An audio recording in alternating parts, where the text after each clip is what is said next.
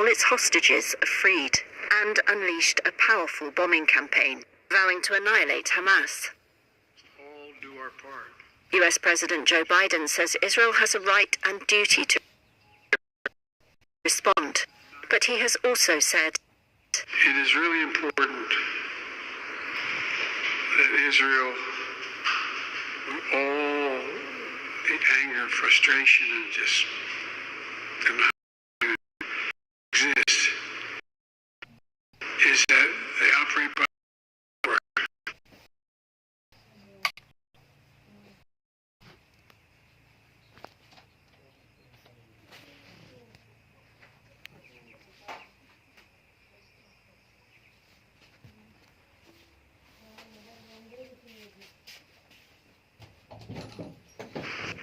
those rules emerged from the 1949 Geneva Conventions. International humanitarian law governs the treatment of civilians, soldiers, and prisoners of war. It applies to state armies like Israel's and to organized armed groups like Hamas. This feeling of being cut out or cut off from the world. Maha Husseini is a Gaza-based journalist. I think we are facing complete isolation, especially after Israel imposed severe siege on Gaza and bombed even the border areas. A siege can be considered a war crime if it targets civilians, rather than being a legitimate means to undermine Hamas's military capabilities, or if it is found to be disproportionate. Military attacks must not lead to an excessive loss of civilian life. An Israeli defense lawyer at the International Criminal Court cited Hamas's gruesome killings of civilians as an obvious focus for a war crimes case. Which of these acts could be war crimes? New York-based Human Rights Watch cites as possible war crimes the deliberate targeting of civilians, indiscriminate rocket attacks, and the taking of civilians as hostages by Palestinian armed groups, as well as Israel's strikes on Gaza that have killed hundreds of Palestinians. We're hearing the reports of entire families, innocents, who were killed in the safety of their homes. The taking of hostages, murder, and torture are explicitly banned under the Geneva Conventions. Israel's response could also be subject to a war crimes investigation. Defense Minister Yoav Gallant announced a tightened blockade to prevent food and fuel from reaching the Gaza Strip, which is home to 2.3 million people. He drew criticism from UN officials and human rights groups. Gallant also vowed to wipe Hamas off the face of the earth, amid growing expectations that Israel will launch a ground invasion.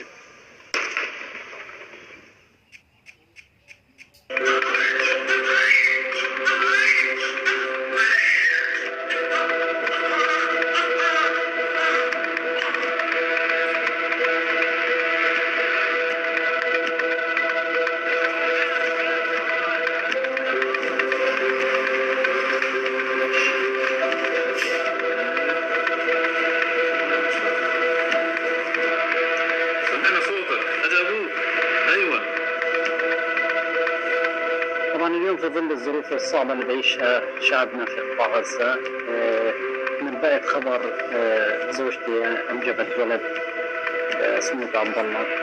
طبعا هذا كان مش سهل علي، لأنه أنا أغلب الفترة اللي فاتت كنت كل يوم معدل أصور جنازات وشهداء بشكل كبير، فجاني في ظل هذا الوجع والألم كنت أنا بغطيه سواء في خلال المستشفيات أو في الشوارع اللي برصدها بعدستي كل يوم. فجاءني هذا الخبر السعيد، طبعا مزج الفرح مع الألم، لكن في النهاية هذه هي الحياة وبدها تمشي يعني.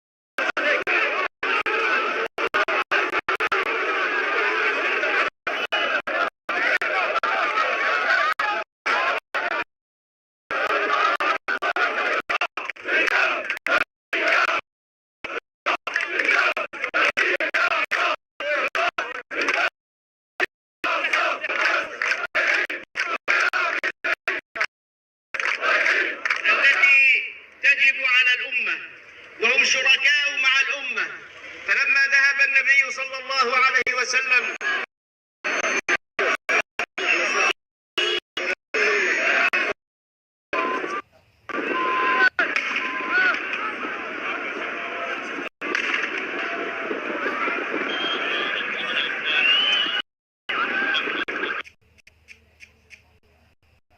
Here's one of the business headlines in Sub-Saharan Africa this week. Nigeria's central bank on Thursday that it plans to intervene occasionally in the country's foreign exchange market to boost liquidity. It's also ending an 8-year ban on 43 items that had been accessing forex on official markets.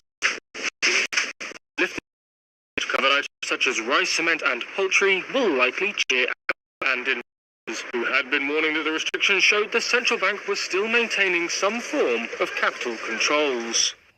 Angola's largest private oil and gas company, Azule Energy, plans to raise production by around 14% to 250,000 barrels per day by 2026, its CEO said on Thursday. Adriano Mongini, interviewed at the Africa Oil Week, said the company plans to drill 16 exploration wells over the next 4 years, with a combined capital expenditure for exploration and production at $7 billion until 2027. Zimbabwe has suspended import duty on nitrogen fertilizer. It's a move aimed at reducing input costs and boosting grain production ahead of a farming season that could be adversely impacted by El Niño weather conditions. Air France has postponed its resumption of flights to Mali until further notice, after the military government there said it had not yet given authorization for them to restart. The carrier had said it would resume flights to and from the capital Bamako on October 13th, having suspended them in August due to regional instability. And finally, Netflix is ending its free mobile plan in Kenya, it said on Monday, which had allowed users to access a quarter of its shows and movies without paying over the past 2 years. The streaming service did not say how many subscribers it had added as a result of the scheme, but a spokesperson said they had learned a lot from the test. African champions Senegal have been drawn against Cameroon for next year's Africa Cup of Nations finals, in a group that also contains Guinea and Gambia. The AFCON draw was held on Thursday evening in Ivory Coast. It's the 2024 host nation and has been drawn in a group with Nigeria, as well as Equatorial Guinea and Guinea-Bissau. Egypt, winners of a record 7 Cup of Nations titles, are up against old foe Ghana, as well as the Cape Verde Islands and Mozambique. Ivorian soccer legend and record goalscorer Didier Drogba said it would be a competitive tournament. I think that to reach this stage of the competition, you need to have a certain level of play. So all the teams are formidable, and now it's up to us to rise to the occasion, because if we want to win the trophy, we're going to have to perform well. Next year's AFCON will be hosted at 6 venues, including newly built stadiums, and takes place in January and February. It was supposed to be played in June, but was put back 6 months because of fears over the rainy season. Thursday's draw also means Algeria will take on Burkina Faso, Mauritania and Angola in Group D. South Africa will compete against neighbours Namibia, as well as Tunisia and Mali in Group E. Morocco, currently the highest-ranked African men's team in the world, play Democratic Republic of Congo, Zambia and Tanzania in Group F. Tonight we got a real big show. For 23 years, Ed Sullivan gave us the longest-running primetime variety show in television history. Now, you can watch it all here on Plex. Oh, come on. Tonight we got a real big show. Ed Sullivan gave us the longest-running primetime variety show in television history. For 23 years, the show offered something for everybody. The Beatles! Featuring legendary music acts. Here is Elvis Presley. Classic comedians. Oh, Twiggy, get me an olive. And so much more. The Ed Sullivan Show channel is featured on Plex.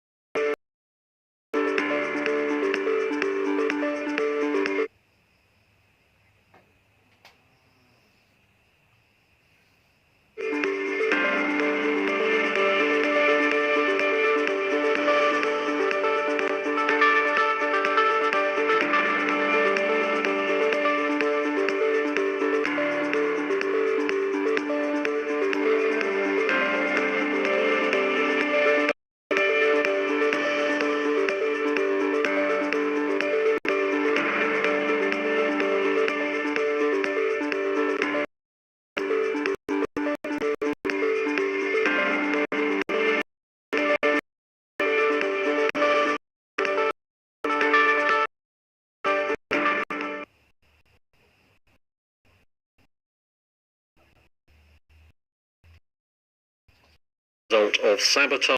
The Baltic connector carries gas and telecom links between Estonia. Damage line first. Which is a drop gas pressure. I think damage will be the result. The new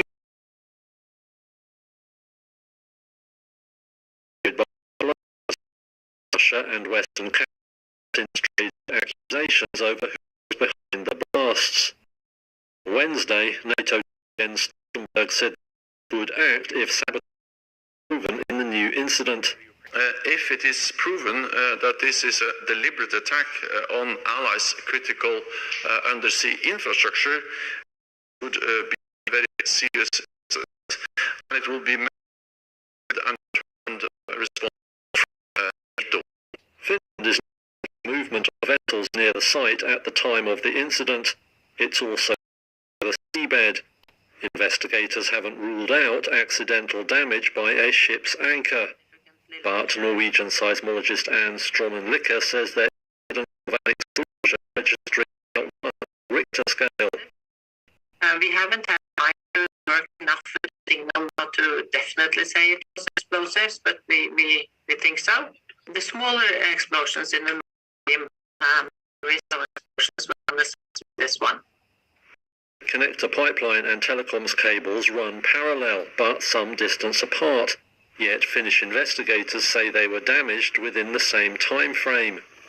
Norway and other neighbouring countries have moved to tighten security at offshore facilities since the incident.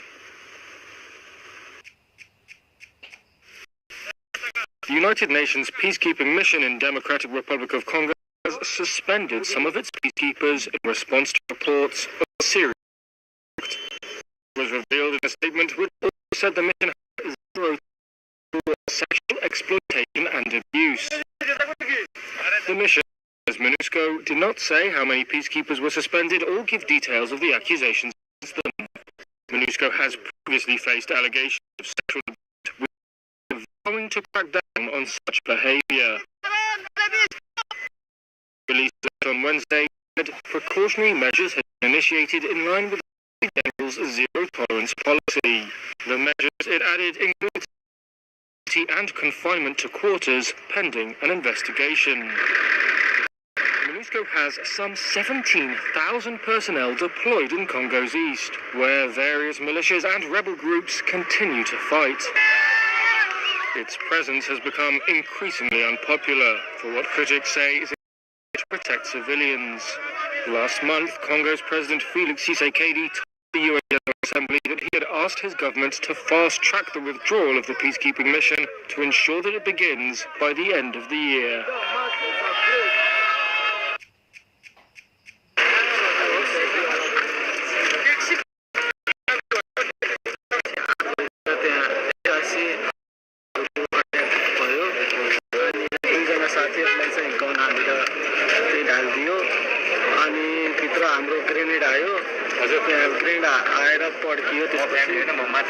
त्यसपछि पत्तै भएन त्यसपछि एकछिनपछि हेर्दा कसैको साथीहरुको खुट्टा कसैको के थिएन अनि त्यसपछि हामी एकछिनपछि इजरायली पुलिस दुई तीन जना आए अनि त्यसपछि इजरायली पुलिस आइसकेपछि हेल्दीहरुलाई चाहिँ अर्को बङ्करमा शिफ्ट गरे अनि हामी इन्ज्युर्ड भएकोहरुलाई चाहिँ पुरानै बङ्करमा राखे अनि त्यसपछि के भयो भनेपछि त्यो पुरानो बङ्करमा चाहिँ अट्याक भएन त्यसैले म बाँचे तर धेरै साथीहरु कोही ओभर ब्लिडिङ भएर मेरै आँखा अगाडि भए मलाई त्यो चाहिँ टाइममै रेस्क्यु भएको भए साथीहरु सबै बाँच्थे होला त्यसपछि मलाई के बेलुका हुँदा चाहिँ 5 बजेतिर रेस्क्यु आयो 9 घण्टापछि अट्याक भयो अनि त्यसपछि नयाँ बङ्करमा नि दोस्रो अट्याक भएको रहेछ त्यहाँ साथीहरु म्याक्सिमम मरे एकजना मिसिङ छन् रे अझै ती साथीको चाहिँ खोजी नीति गरिदिनु पर्यो सरकारले हेरिदिनु पर्यो हामीलाई धेरै याद आउँछ साथीहरुको गोली याद आउँछ राति सुत्न सक्दिन राम्ररी केही गर्न सक्दिन राति सपनामा साथीहरू भेटिन्छन् खुन मात्रै देखिन्छ खुनको नदी बया देखिन्छ धेरै गाह्रो भइरहेको मलाई पनि अनि साथीलाई खोजिदिनु पर्यो अरू साथीहरू हस्पिटलाइज छन् 3 जना साथीहरू मलाई चाहिँ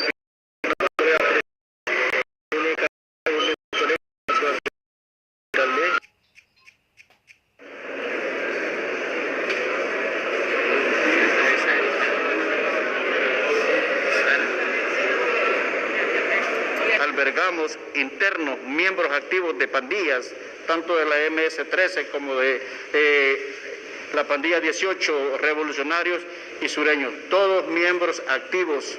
Efectivamente, la población actual es de 12.000, pero esto va en aumento dependiendo de las directrices de las autoridades y la capacidad del SECOT es para 40.000 privados de libertad, efectivamente.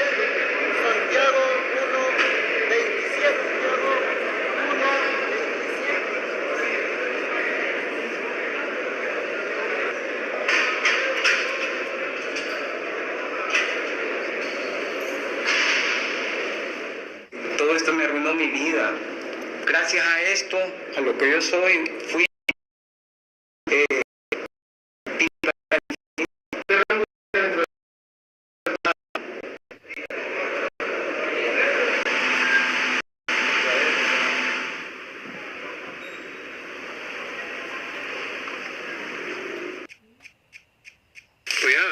Indigenous people actually burned for years, didn't they?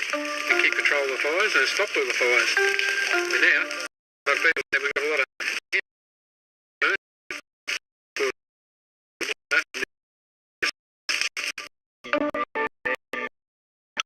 As the El Nino weather pattern raises the stakes for this year's fire season, meet the Australians who are learning from Indigenous people the ancient way of fighting fire with fire.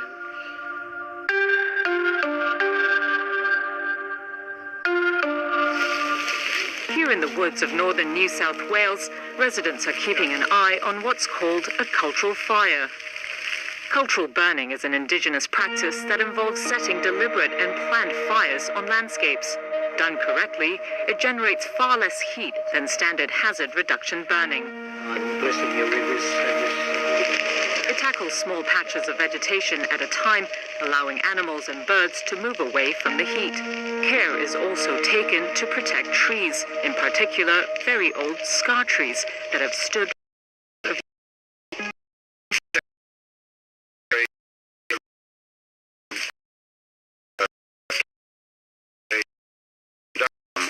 the old trees, lets all the light in. That's really bad. So we're trying to break that cycle. That's Richard Geddes, the program manager for Jagoon Alliance Aboriginal Corporation, which is helping Australians learn to use the generations of land management technique. Yeah, it's part of life, you know, part of Australian bush, it burns, and you've got to be on top of it. Michael Smith reached out to Jagoon for help after losing nearly 3/4 of his property in the so-called Black Summer deadly bushfires of 2019 to 2020.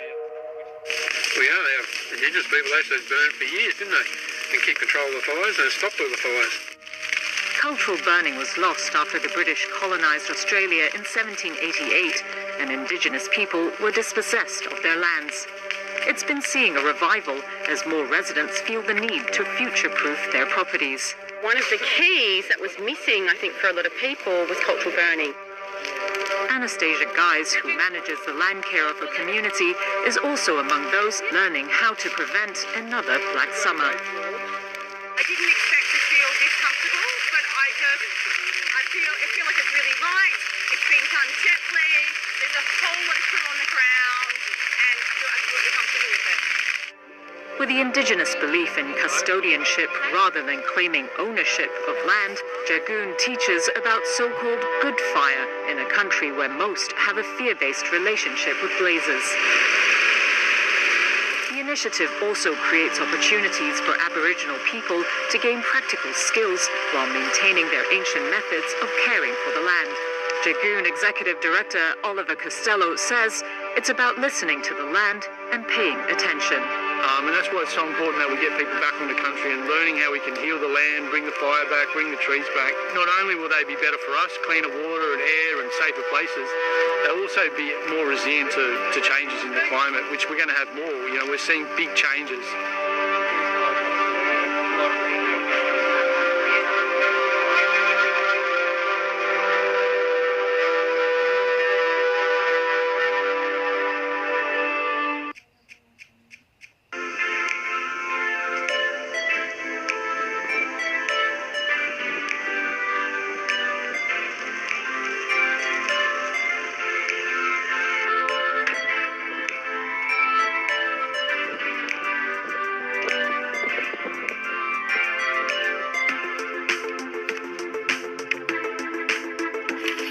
What drives us is it gives us a destination. So if there's an event, I'll find any event. So this happens to be the solar eclipse. So I'll say, let's go make a plan, a trip for this event. And then our whole vacation encompasses that one event. So this eclipse is just a 4-minute shot in a 10-day vacation. But the amount of people that we meet and the amount of friends, and we meet new friends, we meet new acquaintances, I gain new experiences.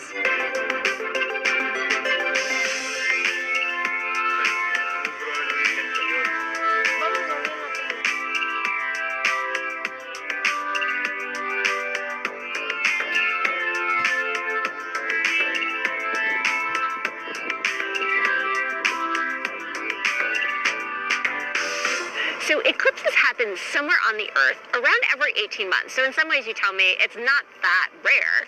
However, in one particular location on Earth, it's normally 375 years between eclipses.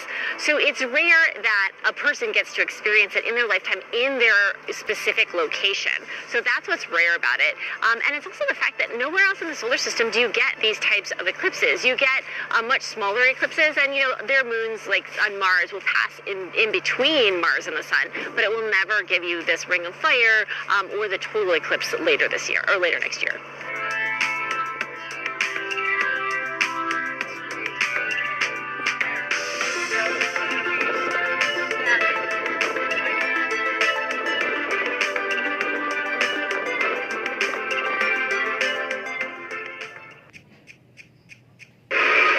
U.S. consumer prices rose in September as rental costs surged, according to a report from the Labor Department Thursday. However, a steady moderation in underlying inflation pressures supported financial market expectations that the Federal Reserve would not raise interest rates next month. The annual increase in consumer prices, excluding food and energy last month, was the smallest in 2 years. But with the labor market remaining tight, reaching the Fed's 2% inflation target could still take some time. That makes it likely the U.S. Central Bank could keep rates elevated for longer. Higher U.S. Treasury yields and conflict in the Middle East are also seen as discouraging the Fed from tightening monetary policy further.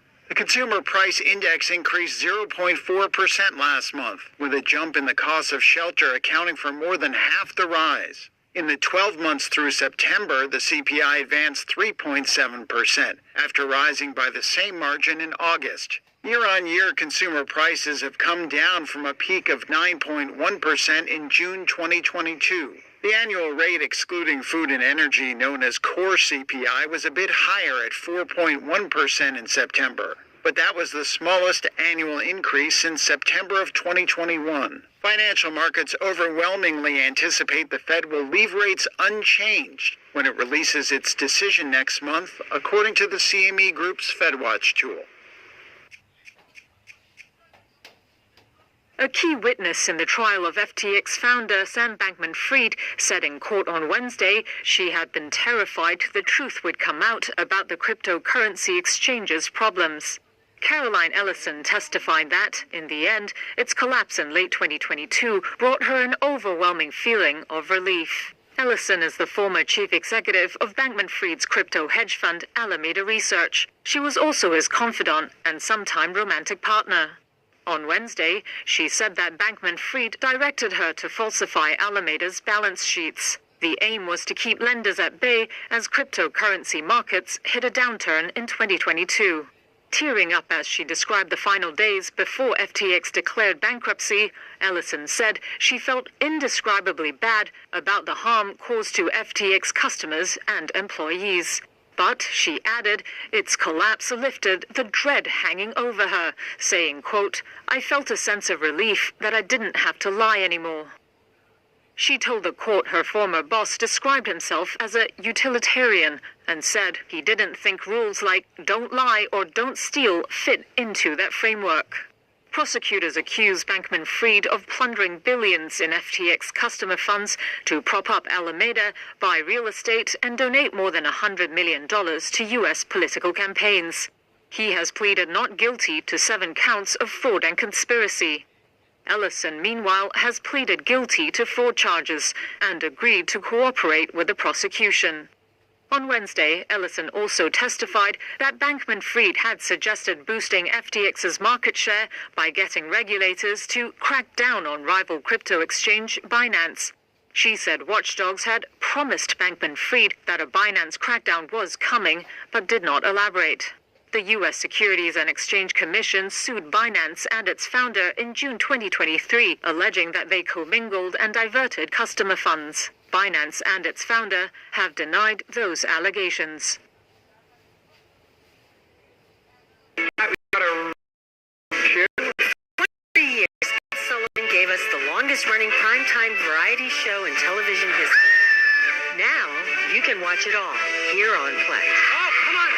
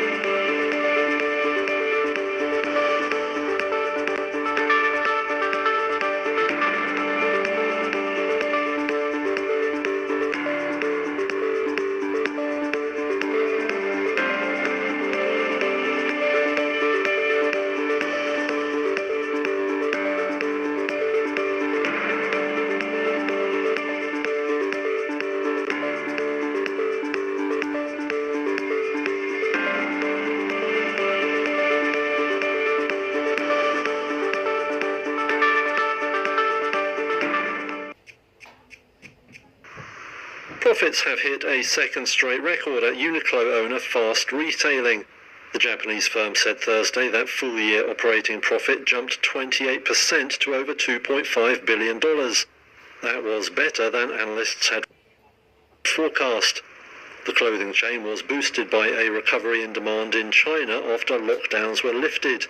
Uniqlo has 930 stores in the country, making it a bellwether for retailers operating there. A weaker yen also helped. Japan's currency is down around 12% versus the dollar this year, boosting the value of the firm's earnings overseas. Now the company, known for its inexpensive basics, is predicting another record over the coming fiscal year. Fast Retailing was founded by Tadashi Yanai, Japan's richest man. He still owns close to a fifth of the company's stock, with Forbes valuing his family's net worth at around $34 billion. Yeah, in January this year, the Tax Practitioners Board investigation revealed behaviour we are not proud of. This behaviour should have been adequately investigated and addressed under past leadership, but it wasn't. The failures identified should never have been allowed to take place. What happened is totally unacceptable.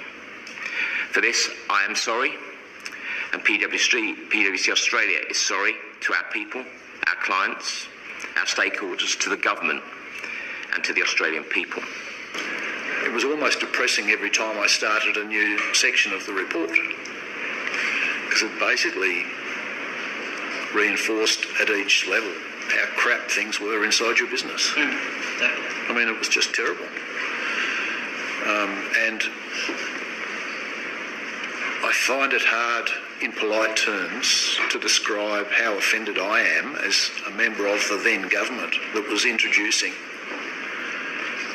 significant tax changes in the interests of the Australian people.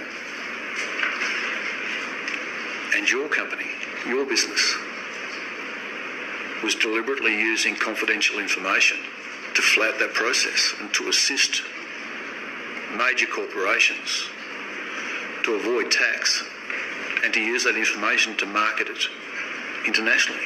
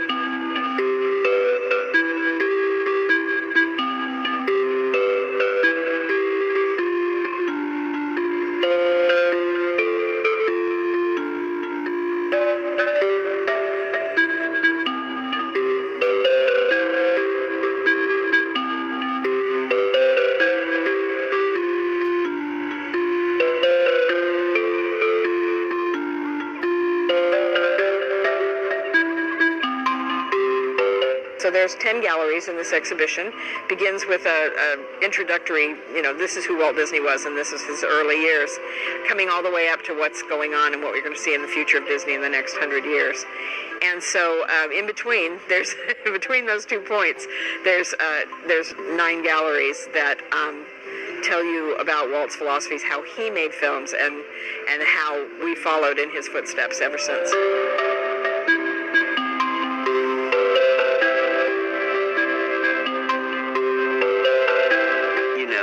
Most people's first experience of being in a movie theater is usually a Disney movie, and that connects us all in a huge, huge way. And also, animation has a shelf life. Bambi doesn't wear, fashions from the 1970s, so, it doesn't date that way, and these characters can remain true and universal for decades.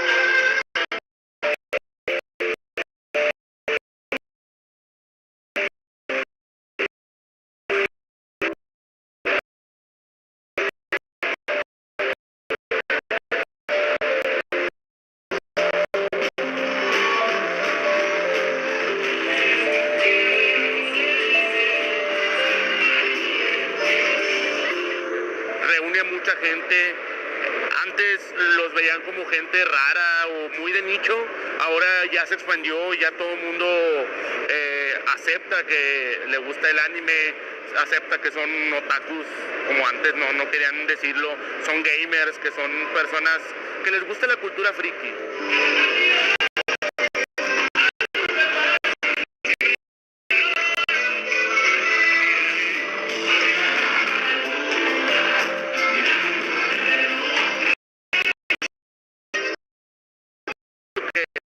la música regional que nosotros traemos combinado con esto que es el anime y lo friki, puede traer a cultura a mucha gente que se interese por este tipo de música que es de nuestro país y pues en general no nada más de Monterrey, sino de todo el país conoce lo que es la música norteña.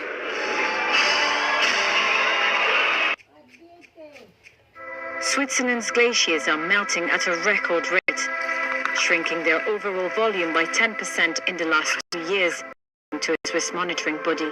It is really possible that we are going to see an almost complete disappearance of glaciers in the Alps.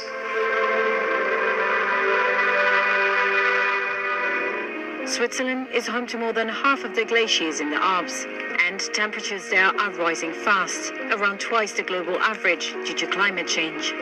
In 2023, Swiss glaciers suffered their second worst melt rate after record 2022 losses. It means they lost as much ice in 2 years as in the 3 decades before 1990. Matthias Haus leads monitoring body Glacier Monitoring Switzerland, GLAMOS. This year was very problematic for glaciers because there was really little snow in winter, almost record low snow depths, and the summer was very warm. The combination of these two factors is the worst that can happen to glaciers. And then, of course, there is climate change that makes such extreme events, as we have seen them in the last 2 years, much more likely. August 2023 was the peak melt month. Pictures posted by Haas on social media during recent data collection trips show for the first time on record new lakes forming next to glaciers' tongues. In some places, bodies lost long ago have been recovered as ice sheets shrunk. We are really losing the small glaciers. The remnant ice is becoming covered by rocks and debris. Regions that have been snow and ice covered over the last decades and centuries are becoming just black slopes that are dangerous because of rockfall. In other places, GLAMOS had to cease monitoring due to the melt. So many different things change in the Alps, and this is impressive to witness.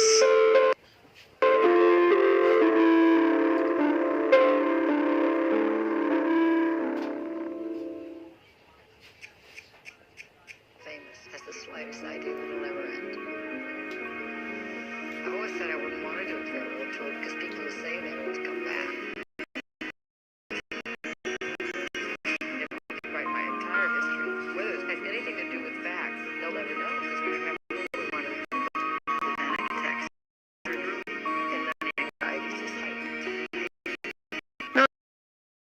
When I was talking to interviews, probably broached this subject, and this never. It's interesting. Nobody ever really asked because I'm a healthy grown-up human being, and even if I was neurotic, they wouldn't. They just figure some 18-year-old, newly born star is probably neurotic, which is true.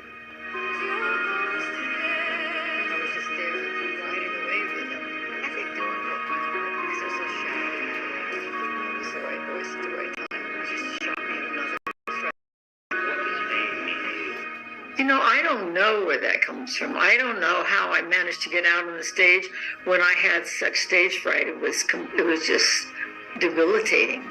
Literally sometimes I'd be curled up under a bench in the back of the hall, and I would just say to somebody, just get me up. Give me a shove on the stage, trying to be funny at the same time, ha. But I got out there. Now, what drove me to do that, I'm really not so sure. I was really addicted to the activism. There's no way I could have been intimate. I didn't know that yet. I'm not very good at one-on-one play. It has helped people. It wasn't in my mind as I was doing it that this is for, helping people. It was just doing what I do and saying what I say, but people have come up my age or 10 years younger or 10 years younger than that saying it meant so much to me. It's sort of like, now I can talk about this. I've always been honest, and I really wanted this to be an honest legacy. There's no reason for me to have a glamour attempt at a film now. I'm not glamorous anymore. I'm doing what people do as they get older, and hopefully telling the truth along with it. This is Reuters.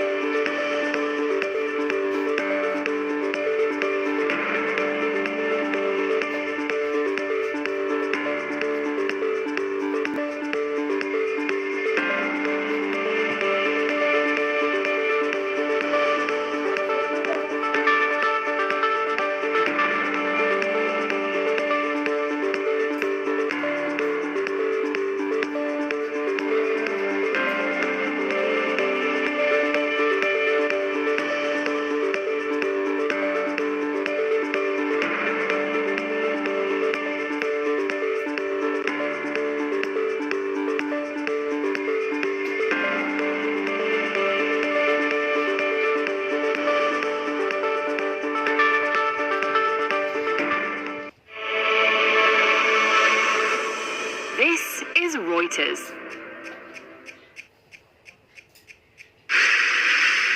As Israeli tanks amassed at the border with Gaza ahead of an expected ground invasion, the military on Friday warned more than 1 million Palestinians to move south in the next 24 hours.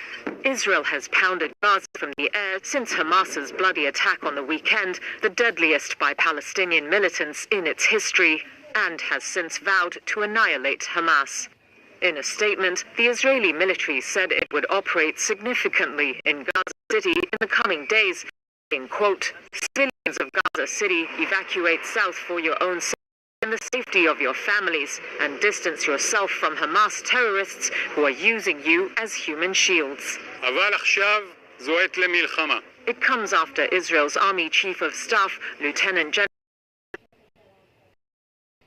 Herzi Halevi, said on Thursday, now was the time for war. Gaza will not look the same. We will reach a situation where Gaza leaders will be badly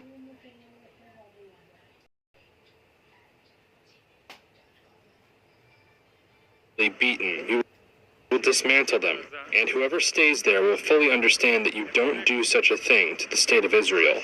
According to UN spokesman Stefan Dujarric, Israel's military told its liaison officers that the relocation warning included the entire population of Gaza north of Wadi Gaza. That's Gaza City, the enclave's largest city, and amounts to some 1.1 million people, or nearly half of Gaza's whole population.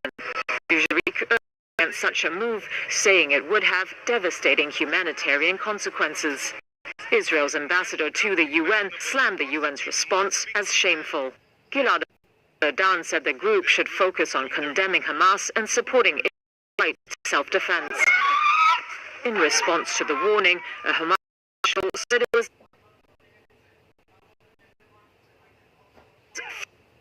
fake propaganda and called on citizens not to fall for it.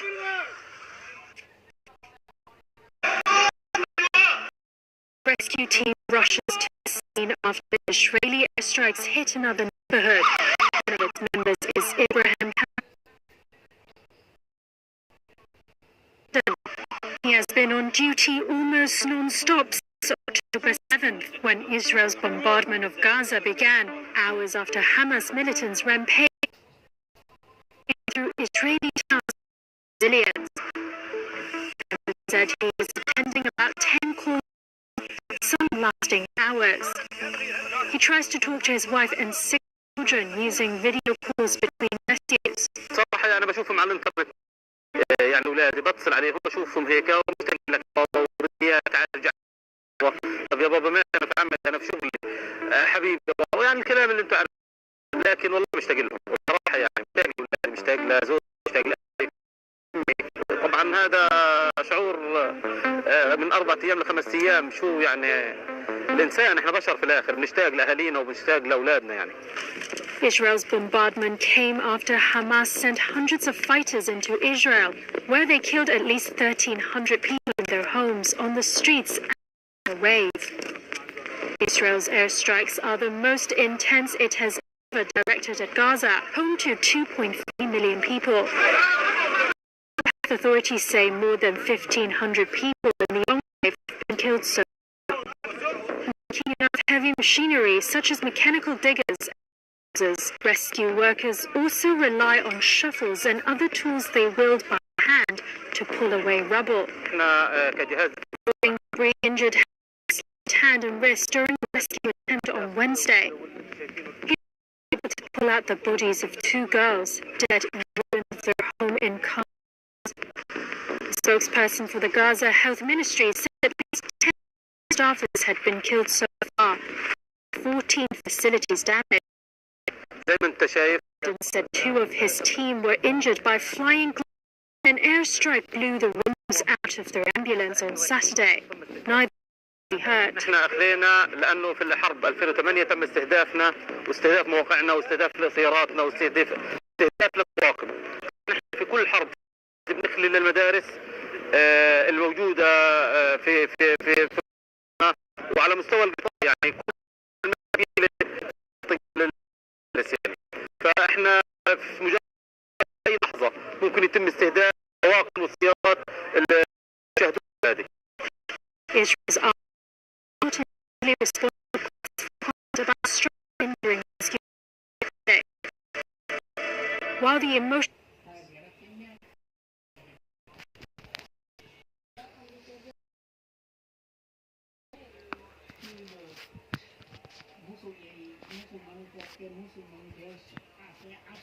The toll has been intense. The physical exhaustion has also been difficult. Hamdan and his team sleep no more than 2 hours over a day and night. As explosions from airstrikes echo every few minutes, Hamdan said all that keeps him going is the hope of finding more survivors.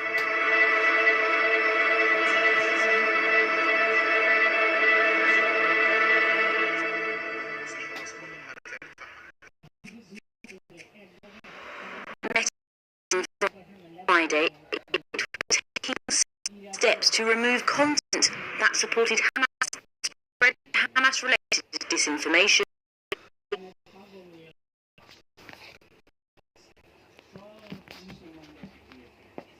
A day after social media company X said it had removed hundreds of Hamas-affiliated accounts and labelled or removed tens of thousands of posts.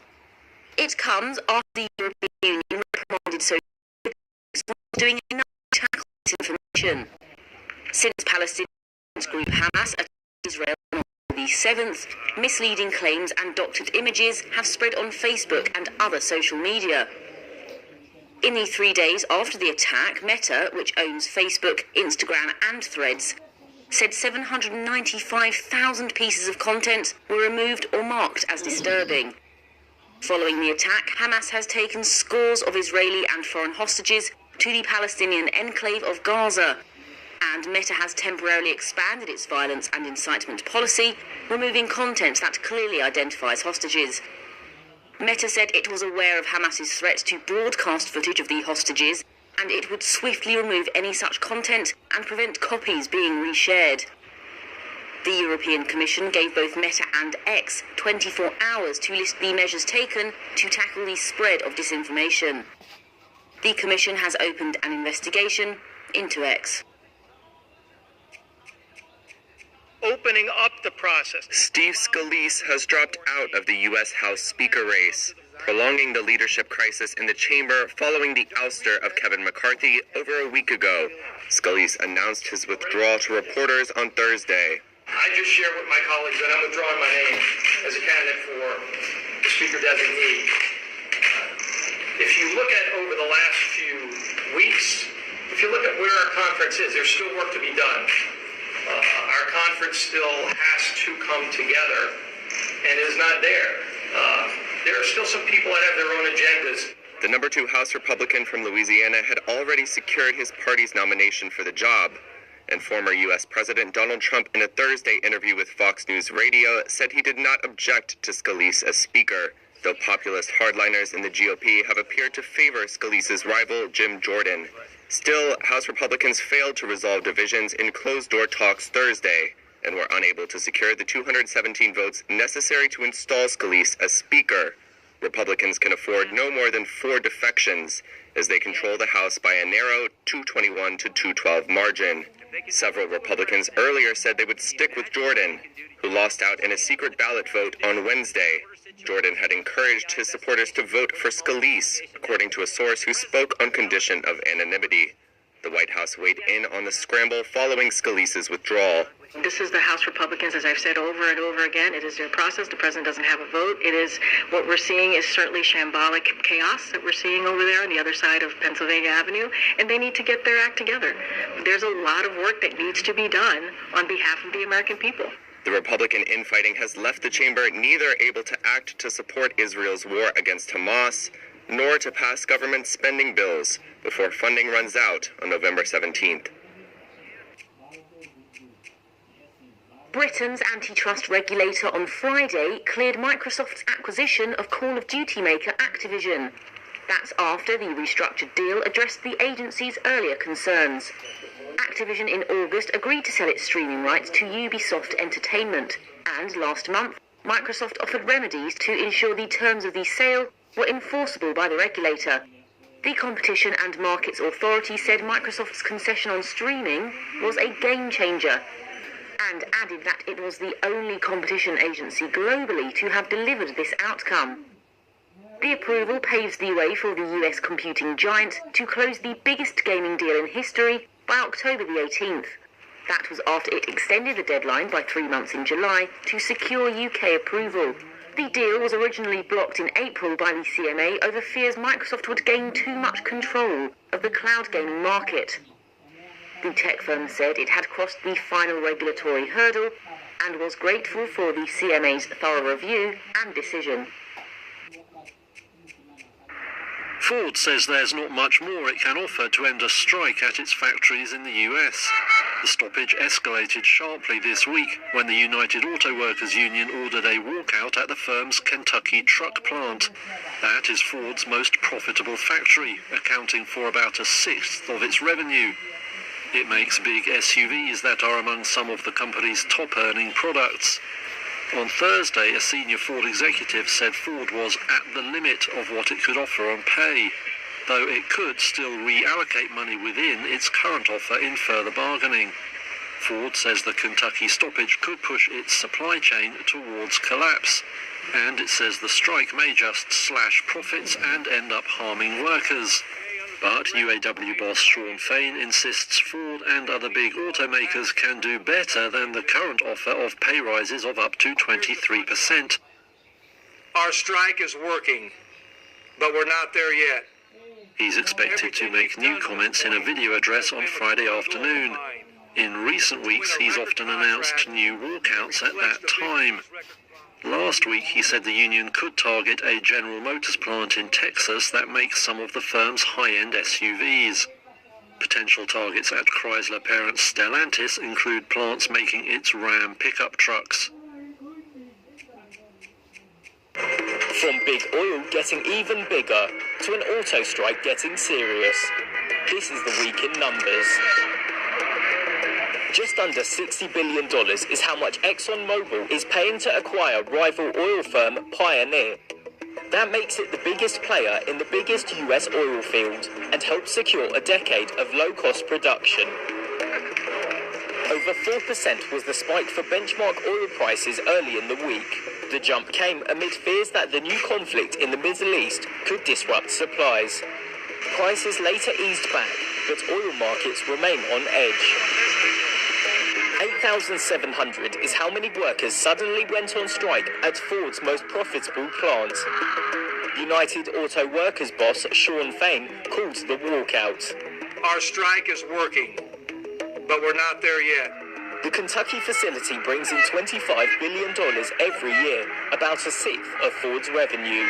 And the stoppage marks a sharp escalation of the industrial action targeting the big three Detroit automakers. Over 12% was the slide for shares in sandal maker Birkenstock on their first day of trade in New York. That marks just the latest underwhelming debut for a big IPO, suggesting investors are still cautious about new listings. And about 6% was the slide for shares in luxury titan LVMH on Wednesday.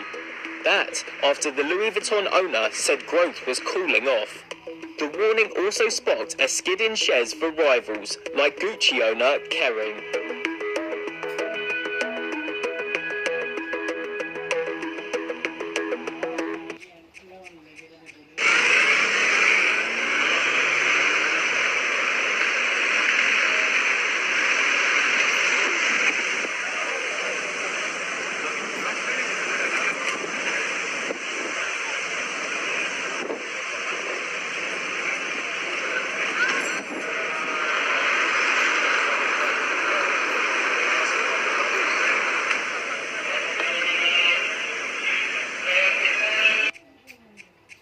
Hollywood studios broke down on Wednesday.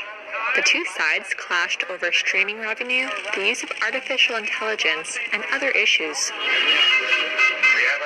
The 3-month work stoppage, which has put most U.S.-based film and television productions on hold, has cost the California economy billions and left thousands of crew members out of work. The union resumed negotiations with studios last week after the Writers Guild of America ended its work stoppage. But the Alliance of Motion Picture and Television Producers, or AMPTP, said talks were suspended once it reviewed the most recent union proposal. In a statement, the group, which represents Netflix, Walt Disney, and other media companies, said, quote, "It is clear that the gap between the AMPTP and SAG-AFTRA is too great, and conversations are no longer moving us in a productive direction." In a letter to members issued early Thursday, SAG-AFTRA said it had negotiated in good faith with studios, quote, "despite the fact that last week they presented an offer that was shockingly worth less than they proposed before the strike began." One issue of contention is SAG-AFTRA's demand for a share of streaming revenue to be delivered as a bonus to cast members. The AMPTP put the proposal at a cost of $800 billion. A figure SAG-AFTRA says is overstated by 60%. The union also said studios, quote, "refuse to protect performers from being replaced by AI."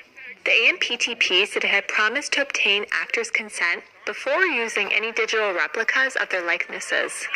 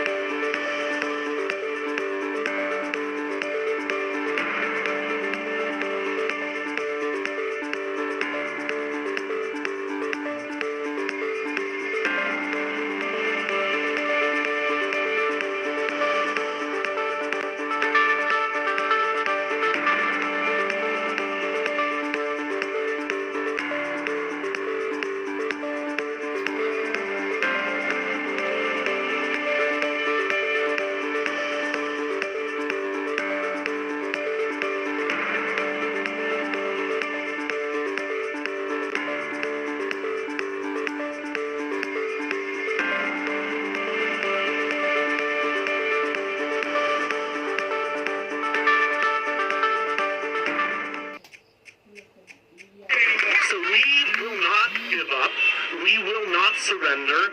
We will not be deterred from fighting for what actors, SAG-AFTRA members deserve, and we will be out here delivering that message, not just to this streamer, but in all of the studios here, New York, around the country. Look, we're actors. We get rejected multiple times a day. We get rejected for stuff we didn't even know we were up for. So our ability to withstand rejection, to withstand adversity, and to stay resilient is more than I would say virtually anybody else in this town. So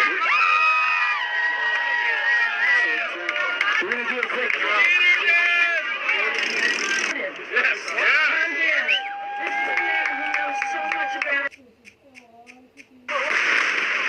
As the war between Israel and Hamas militants continues, Israel's government and the White House are condemning comments by former US President Donald Trump over the crisis. That includes criticism of Trump's once close ally, Israeli Prime Minister Benjamin Netanyahu, saying the leader wasn't prepared to handle the Hamas massacres in Israel. Just remember how much safer the world was under the Trump administration. And Trump praised Lebanon's Hezbollah group, which has since attacked Israel from the north. You know, Hezbollah is very smart. They're all very smart. The press doesn't like when they say it. Hezbollah is backed by Israel's arch-enemy, Iran. Israel's communications minister has said the comments are shameful, hurts Israel's morale and war effort, and that it shows Trump can't be relied on. The White House is calling what Trump said dangerous and unhinged, and that this is a time to stand shoulder to shoulder with Israel. Several Republican challengers for the presidency have also condemned it, including Florida Governor Ron DeSantis, who called it absurd. Trump made his comments at a campaign rally in Florida. He also went further, claiming that Netanyahu decided at the last minute not to participate in Trump's order to assassinate Iranian General Qasem Soleimani 3 years ago. Israel was going to do this with us, and it was being planned and working on it for months, and now we had everything all set to go. And the night before it happened, I got a call that Israel will not be participating in this attack. But I'll never forget that Bibi Netanyahu let us down. And then Bibi tried to take credit for it. Trump made support for Netanyahu's right-wing policies a cornerstone of American foreign policy while he was in office, including moving the U.S. Embassy to Jerusalem, which greatly angered Palestinians. The assassination of the Iranian general and Trump's pullout of the Iran nuclear accord also brought Washington and Tehran to their lowest point in decades. On Thursday evening, Trump released a statement saying there had been no better friend or ally of Israel than when he was U.S. president.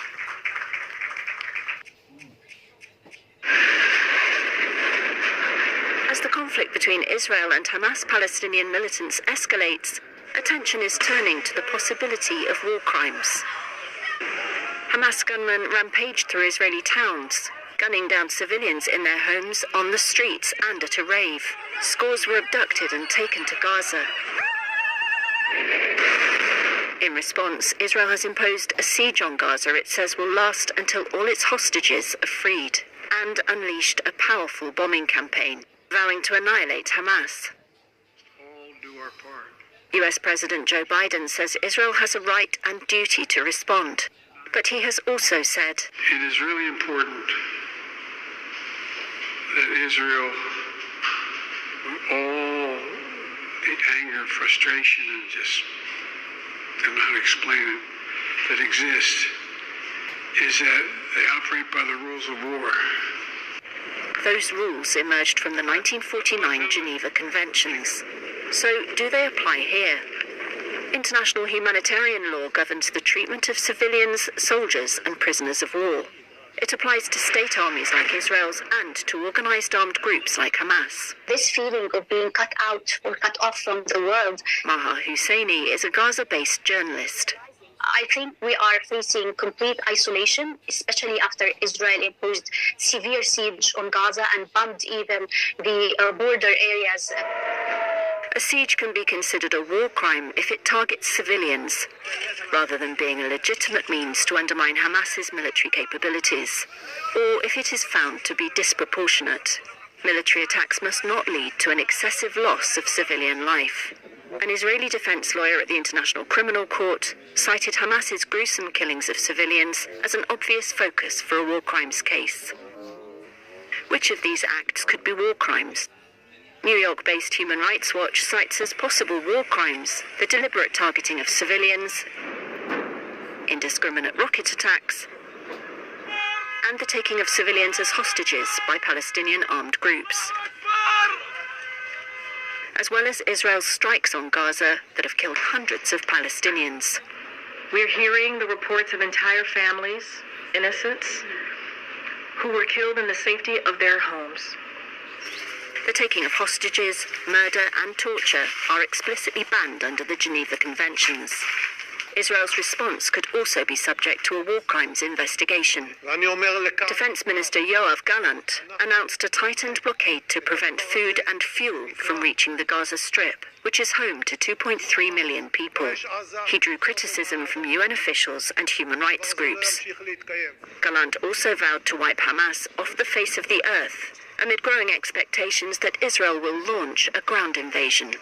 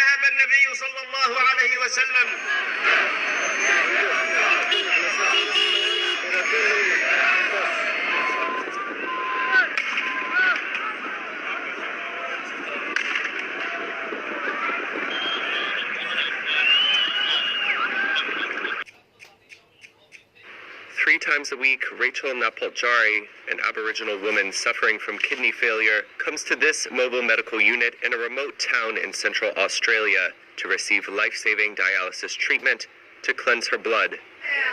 Clinics like this one are a vital lifeline for Indigenous Australians who have high rates of chronic kidney disease and often live in remote regions where access to dialysis is otherwise limited. Sarah Brown, the CEO of the Purple House, which runs the clinic, says the project demonstrates how including the community can improve outcomes. This is why she's calling on Australians to vote yes in the upcoming referendum on recognizing Indigenous Australians and giving them their own voice to Parliament. Having policy that where Aboriginal people have actually been able to advise and have some input on whether an idea is going to work or not is such a simple no-brainer, but could have such a big impact. Aboriginal and Torres Strait Islander people, who make up only 3.8% of Australia's population, are more than twice as likely as non-Indigenous people to have chronic kidney disease. Brown calls it a disease of, quote, poverty, dispossession, and powerlessness that became widespread in the transition from a semi-nomadic lifestyle to reliance on processed foods.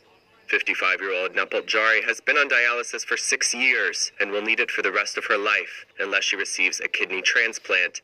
She is one of dozens of Indigenous Australians who receive treatment at the 19 community-led dialysis clinics run by the Purple House. For these patients, the Purple House offers a home away from home. We don't have flasher machines, or we have experienced nurses, but they're not more experienced than anywhere else. The only difference is that people are running this place together, and they get to control what happens to them, and they can help other communities out. It's pretty inspiring, really. Because the clinics are located close to remote Aboriginal communities, Indigenous Australians receiving dialysis are able to preserve cultural ties. Dialysis takes 5 hours every second day, so 3 times a week for the rest of your life. So if you're from a really remote community, then you have to pack up your life and move to town to stay alive. So we were starting to return people to their families and their country, to take part in community life, to look after their sacred sites, to pass on their cultural heritage to the next generation. Brown says community-led services like these helped Central Australia go from having the worst dialysis survival rates in the country to the best. They are effective, Brown says, because they empower Aboriginal people to organize and advocate for themselves. She believes that this could be repeated on a broader scale if Australians vote to approve the upcoming Australian Indigenous referendum. By enshrining it in the Constitution, it actually gives people a chance to make some sustainable change. And what I think we will find is a fair with Australia. We should all be really proud if we manage to get this through. I can't even think or talk about the alternative to that.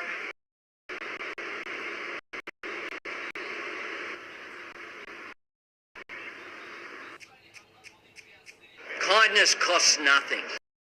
Thinking of others costs nothing. This is a time where Australians have that opportunity to show the generosity of spirit that I see in the Australian character, where at the worst of times, you're the best of the Australian character. I hope we see that tomorrow. I hope we see that generosity. And I call upon my fellow Australians to vote yes tomorrow.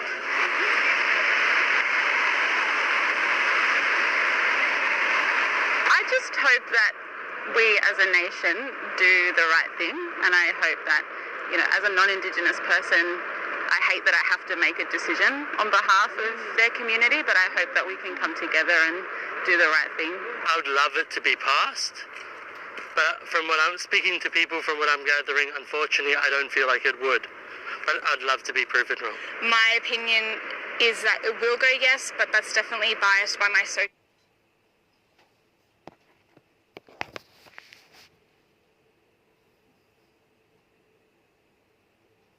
groups. A lot of us are voting yes. Australia is massive, there's a lot of different opinions, and I don't know, I don't talk to many people who are in the no group, but they definitely exist, so not sure. Here's what's been making the business headlines in sub-Saharan Africa this week. Nigeria's central bank said on Thursday that it plans to intervene occasionally in the country's foreign exchange market to boost liquidity. It's also ending an 8-year ban on 43 items that had been restricted from accessing Forex on the official market. The lifting of the ban, which covered items such as rice, cement and poultry, will likely cheer analysts and investors, who had been warning that the restrictions showed the central bank was still maintaining some form of capital controls. Angola's largest private oil and gas company, Azule Energy, plans to raise production by around 14% to 250,000 barrels per day by 2026, its CEO said on Thursday. Adriana Mongini, interviewed at the Africa Oil Week, said the company plans to drill 16 exploration wells over the next 4 years, with a combined capital expenditure for exploration and production at $7 billion until 2027. Zimbabwe has suspended import duty on nitrogenous fertilizer. It's a move aimed at reducing input costs and boosting grain production ahead of a farming season that could be adversely impacted by El Niño weather conditions. Air France has postponed its resumption of flights to Mali until further notice, after the military government there said it had not yet given authorization for them to restart. The carrier had said it would resume flights to and from the capital Bamako on October 13th, having suspended them in August due to regional instability. And finally, Netflix is ending its free mobile plan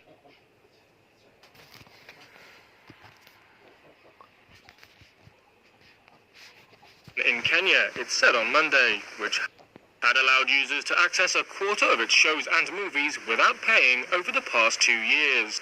The streaming service did not say how many subscribers it had added as a result of the scheme, but a spokesperson said they had learned a lot from the test.